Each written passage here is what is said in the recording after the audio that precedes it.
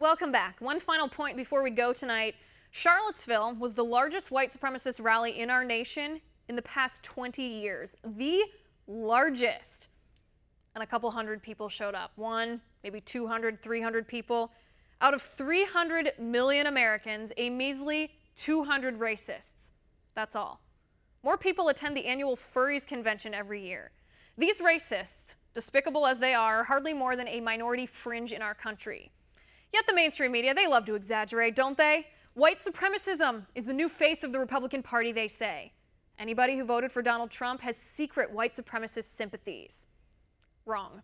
A couple hundred losers showed us their ugly souls this weekend. More people have belonged to NAMBLA, the group that openly advocates for pedophilia between grown men and young boys, than marched with racists in Charlottesville. More people worship in the Church of Satan every single day than marched with racists in the streets of America.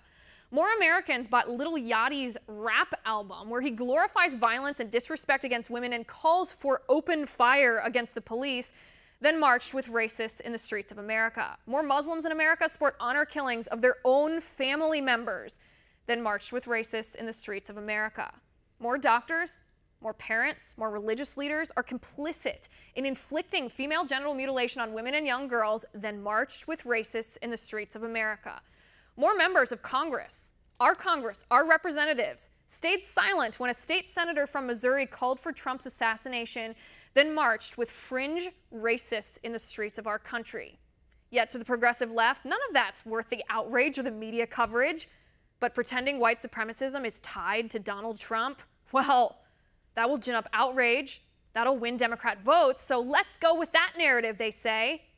Well, that narrative, that's a dirty lie. The Democrats want you to think white supremacy is pervading our nation, an enormous movement sweeping our cities, they say. They want you to feel the visceral fear of racism, so that in the end, you'll be so afraid you're voting for a racist if you cast your vote for any candidate other than a Democrat. The truth scares liberals, because the truth is, a couple hundred racists, a pathetic fringe minority, a smattering of losers with evil, racist worldviews, they don't represent anything other than their own twisted mentality. And their numbers are more measly than the numbers of child sex traffickers in our nation. If anybody tells you otherwise, they're lying to you. And that's my final point tonight. You can reach me on Twitter at Liz_Wheeler. If you liked the show, please send me an email at oann.com/contact. In the meantime, catch us here tomorrow at 9 p.m. Eastern. And until then, have a good night.